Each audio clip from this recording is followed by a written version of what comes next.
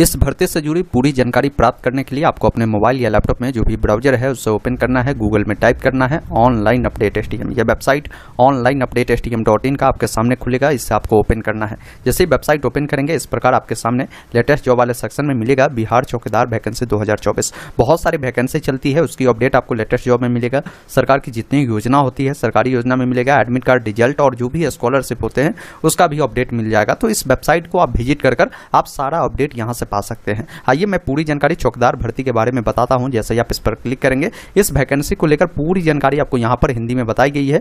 223 पदों पर 10वीं पास के लिए बहाली है। ऑफलाइन माध्यम से इसका आवेदन प्रक्रिया शुरू किया गया है। बाकी देख पाएंगे कि किस कैटेगरी में कितने पद रखे गए हैं उसकी जानकारी आपको मिलेगी। शैक्षणिक योग्यता के बारे में, वेतन के बारे में, उम्र सीमा के बारे में भी जानकारी मिलेगी। तो नीचे आकर मैं पहले इसका नोटिफिकेशन डाउनलोड कर पूरी जानकारी मैं आपको समझाता हूँ।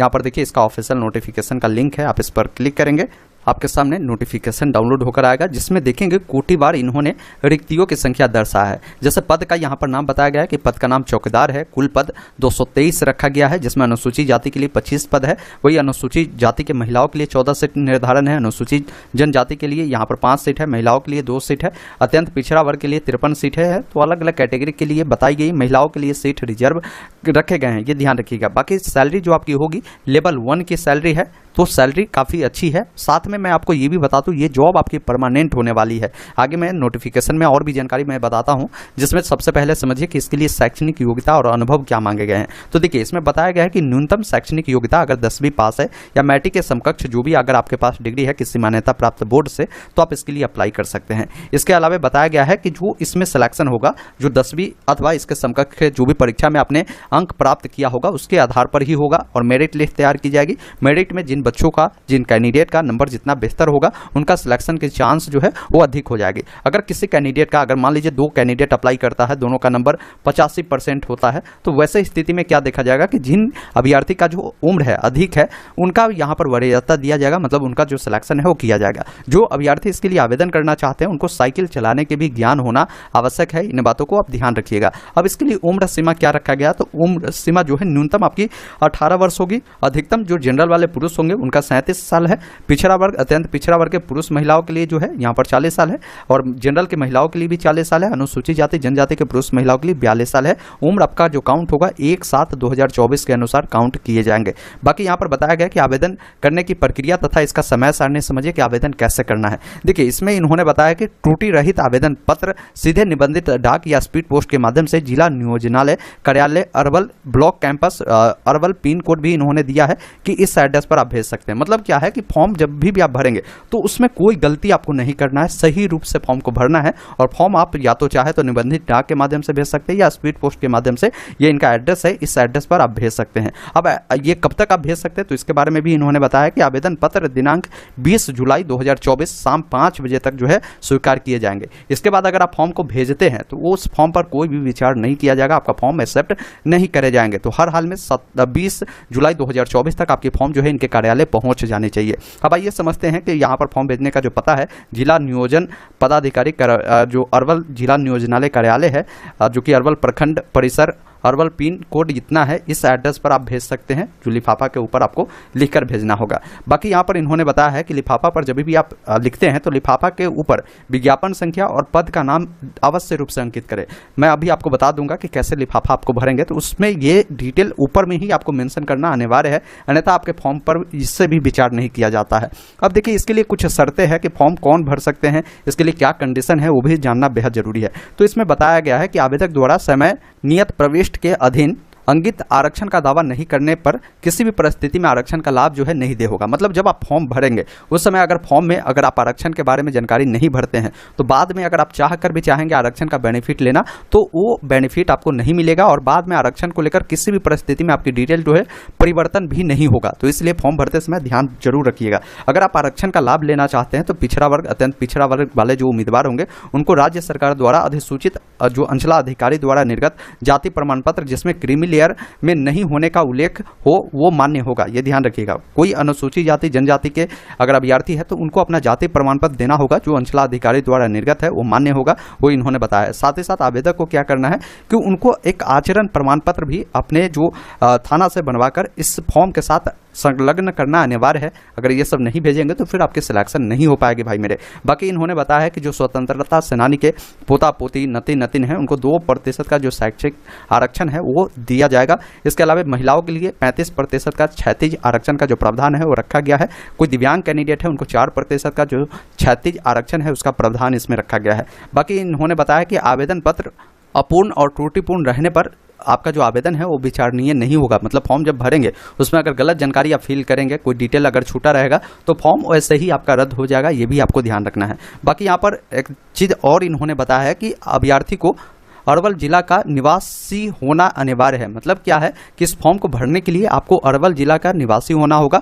इसके लिए आपको निवास प्रमाण पत्र भी इस फॉर्म के साथ अटैच करना होगा। मतलब ऑल जिला के कैंडिडेट इसके लिए फॉर्म को नहीं भर पाएंगे क्योंकि ये अभी अरवल जिला के द्वारा निकाला गया है, तो वहीं के लोग को मौका दिया गया है। बहुत जल्द ये वैकेंसी सभी जिला में आपको देखने को मिलेगा। मैं उसका नोटिफिकेशन चेक करना आपको अभी बताऊंगा। वीडियो में आप अंत तक बने रहे, आप अपने जिला में भी वैकेंसी देख सकते हो सकता है ये वीडियो देख पा रहे होंगे उस समय किसी और जिला में भी चौकीदार की भर्ती आ गई हो, तो आप चेक करना जान जाएंगे तो आसानी से देख पाएंगे। इसके अलावा बताया गया है कि आवेदन के साथ समर्पित किए गए कोई भी कागजात यदि फर्जी पाया जाता है तो वैसे स्थिति में उसकी जिम्मेदारी आपके स्वयं की होगी और आपके विरुद्ध जो है कार्रवाई भी की जा सकती है। बाकी इन्होंने एक और जानकारी दिया कि इसके साथ जो भी आप डॉक्यूमेंट लगाते हैं उनका जीरोक्स करवाकर उसके नीचे आपको स्वअभिप्रमाणित यानी सिग्नेचर कर फॉर्म के साथ अटैच करना है। जैसे आपके शैक्षणिक योग्यता प्रमाण पत्र आपको देना है, जैसे 10वीं का है तो 10वीं का मार्कशीट सर्टिफिकेट लगाइएगा, निवास प्रमाण पत्र जो कि आपके अरवल जिला का होना चाहिए, जाति प्रमाण पत्र आपको देना होगा। इसके अलावा बताया गया आचरण प्रमाण पत्र आपको देना होगा। साइकिल चलाने के लिए आपको एक घोषणा जो पत्र है वो आपको देना होगा। दिव्यांग है तो दिव्यांग प्रमाण पत्र देना होगा। स्वतंत्रता सेनानी के पोता पोती नातिन है तो इसका जो प्रमाण पत्र है वो आपको देना होगा। इसके अलावा हाल का खींचा हुआ जो पासपोर्ट साइज का फोटो है वो आपको देना होगा। आधार कार्ड आपको देना होगा। तो ये 9 डॉक्यूमेंट जो है आपको देना होगा जो आप पर लागू होता है वो हर हाल में फॉर्म के साथ अटैच करिएगा। अब फॉर्म भरने का जो है कोई शुल्क नहीं है, ये इन्होंने क्लियर लिखा है। बाकी नोट में इन्होंने बताया है कि जो नियुक्ति प्रक्रिया है बिहार चौकीदार स्वर्ग नियावली 2006 के जो प्रावधान है उसके आधार पर किया जाएगा। इसके बारे में इन्होंने बताया है 25 जून के डेट में जिला पदाधिकारी अरवल के द्वारा इस नोटिफिकेशन को जारी किया गया है। अब इसी फॉर्म के नीचे आएंगे तो आपको ये आवेदन फॉर्म मिलता है, इसी को भरना है। ये डिटेल जो है कार्यालय के द्वारा भरे जाएंगे, आपको कुछ नहीं करना है। यहाँ पर एक फोटो आपको चिपकाना है, फोटो के नीचे आपको अपना साइन करना है। आप किस पद के लिए अप्लाई करते हैं तो पद एक ही है, चौकीदार है तो यहाँ पर पद का नाम चौकीदार लिख दीजिएगा। बाकी हिंदी में अपना नाम, इंग्लिश में अपना नाम लिखना है। जिला नियोजन कार्यालय अरवल का जो निबंधन संख्या है वो आपको लिखना होगा। पिता का नाम, अगर कोई महिला है तो पति का नाम लिखेगी और माता जी का नाम लिखना है। डेट ऑफ बर्थ जो भी होगा, जैसे जो भी दिन होगा, किसी का डेट ऑफ बर्थ मान लीजिए 5 जनवरी है तो 05, 1वां महीना है तो 01 और 2005 है तो यहाँ पर 200 यहाँ पर 5 लिखेंगे। इस प्रकार डेट ऑफ बर्थ लिखेंगे। बाकी शब्दों में आपको लिखना है। उम्र की जो गणना है 1/7/2024 के अनुसार आपका कितना हो रहा है, कितना साल हो रहा है वो लिखेंगे, कितना महीना और कितना दिन हो रहा है ये आपको लिखना है। बाकी आपका जेंडर जो भी है, पुरुष है या महिला है वो बताएंगे। यहाँ पर पूछा गया है कि क्या आप किसी आरक्षित वर्ग से है तो हाँ लिखें, नहीं है तो नहीं आप लिखेंगे। अगर है तो अपने जाति के बारे में यहाँ पर लिखेंगे कि कौन जाति से, अनुसूचित जाति, जनजाति या पिछड़ा वर्ग, अत्यंत पिछड़ा वर्ग, वो लिखेंगे। जाति का नाम यहाँ पर लिखना है। अस्थायी पूर्ण पता लिखना है, मतलब आप जहाँ भी रहते हैं वो जानकारी देंगे। वर्तमान पता आप बताएंगे। अस्थायी पूर्ण पता का मतलब परमानेंट एड्रेस जो है आपका जन्म जहाँ हुआ वो लिखेंगे। वर्तमान पता में जहाँ भी रहते हैं वो जानकारी आपको लिखना है। मोबाइल नंबर देना है। दिव्यांग है तो हाँ, अन्यथा नहीं आपको लिखना है। कोई अगर दिव्यांग है तो बताएंगे किस प्रकार की दिव्यांगता है, उसका क्या परसेंटेज है वो जानकारी देंगे। क्या आप अरवल जिले के अस्थायी निवासी है तो यहाँ पर आपको हाँ लिखना है और आपको अपना पूरा जो पता है वो लिख देना है। 15 नंबर में आपकी शादी हो चुकी है उसके बारे में बताएंगे, विवाहित है कि अविवाहित है ये जानकारी देनी है। 16 नंबर में पूछा गया है कि क्या आप पूर्व से सरकारी सेवा में कार्यरत है, हाँ ना में आपको जवाब देना है। अगर हाँ तो उसका विवरण देंगे कि किस पद पर, किस डिपार्टमेंट में काम करते हैं, वो सब जानकारी आपको देनी है। 17 नंबर में पूछा गया कि इसके लिए जो भी योग्यता मांगा गया है वो निर्धारण करते हैं तो यहाँ पर आपको हाँ लिखना है। अब शैक्षणिक योग्यता के बारे में बताना है कि परीक्षा जो उत्तीर्ण आपने किया है, किस वर्ष किया है, किस विषय से आपने किया है, सत्र आपको बताना है। साथ ही साथ उत्तीर्णता की जो तिथि है वो बताना है, यानी पासिंग डेट बताना है। किस विद्यालय, किस कॉलेज से आपने पढ़ाई किया है वो बताएंगे, जैसे 10वीं जहाँ से पढ़ा होगा।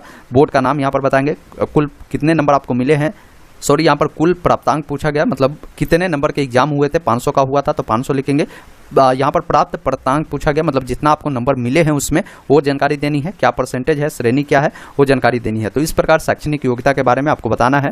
19 नंबर में आप पर किसी भी प्रकार की कोई कोर्ट में ये मामला तो नहीं चल रहा है, तो नहीं चल रहा है तो नहीं लिखे, चल रहा है तो हाँ करेंगे तो उसके बारे में बताएंगे कि किस प्रकार के मामला है।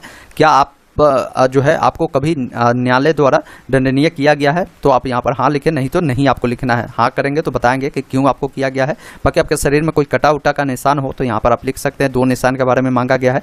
अब इसमें ये डॉक्यूमेंट की सूची इन्होंने दिया है कि इन सभी डॉक्यूमेंट को अटैच करना है, तो डॉक्यूमेंट के बारे में आप जानकारी देख लीजिएगा। बाकी यहाँ पर आपको घोषणा देना है किस स्थान से फॉर्म को फिल कर रहे हैं, किस तिथि को भर रहे हैं, और यहाँ पर आपको जो फोटो है वो भी आपको चिपकाना है और नीचे में साइन करना है। बाकी उम्मीदवार का हिंदी में और इंग्लिश में सिग्नेचर आपको करना है। अब ये जो डिटेल है, जब फॉर्म आप जाएंगे कार्यालय में भेजेंगे तो कार्यालय के द्वारा जो है ये मोहर वोहर किया जाएगा, आपको कुछ करने की ज़रूरत नहीं है। अब इस फॉर्म को भरने के बाद मैंने जो डॉक्यूमेंट आपको बताया, डॉक्यूमेंट के बारे में यहाँ भी दिए गए हैं। इन सभी डॉक्यूमेंट को जीरोक्स करवाकर उसका फोटो स्टेट करवाने के बाद नीचे में सिग्नेचर कर देना है। अब आपको क्या करना है, मार्केट से एक लिफाफा लेना है। लिफाफा लेने के बाद सबसे पहला काम क्या करना है, यहाँ पर ऊपर में आपको लिखना है विज्ञापन संख्या 01/2024 है और 2024 आप यहाँ पर लिखेंगे। और पद का जो नाम है चौकीदार है, तो यहाँ पर इतना लिखना सभी कैंडिडेट को जरूरी है। ऊपर में आप जरूर ये चीज़ लिखिएगा। बाकी इस साइड में फॉर्म लिखकर आप अपना नाम, village, post office, pin code, district, mobile number, ये सब जानकारी लिखेंगे। मतलब फॉर्म आप कहाँ से भेज रहे हैं, इस साइड अपना जानकारी देनी है। और इस साइड 2 लिखकर क्या लिखना है, जिला नियोजनालय पदाधिकारी अरवल, जिला नियोजनालय कार्यालय अरवल, प्रखंड परिसर और अरवल, पिन कोड इसका जो है ये है, जो कि नोटिफिकेशन में एक बार आप कंफर्म कर लेंगे। आप इस एड्रेस पर इसको भेजना है। तो ये सब डिटेल जो है इसी अनुसार आपको भरना है, जिस अनुसार मैंने आपको बताया है। अब इस लिफाफा के अंदर फॉर्म, जो भी डॉक्यूमेंट मैंने बताया उसका जीरोक्स कराकर, फोटो जो भी बताए गए हैं उन सबको डालकर आपको स्पीड पोस्ट कर देना है, ताकि आपका फॉर्म जो है जो निर्धारित तिथि है उससे पहले पहुंच जाए। अब आइए मैं बताता हूं कि बिहार के अन्य जिला के भी वैकेंसी आप कैसे देख सकते हैं, क्योंकि ये वैकेंसी अब आना शुरू हुआ है तो बहुत सारे जिला में ये वैकेंसी आपको देखने को मिलेगा। यहाँ पर Bihar all district NIC portal का लिंक आपको मिल जाता है। आप सिंपली इस पर क्लिक करेंगे।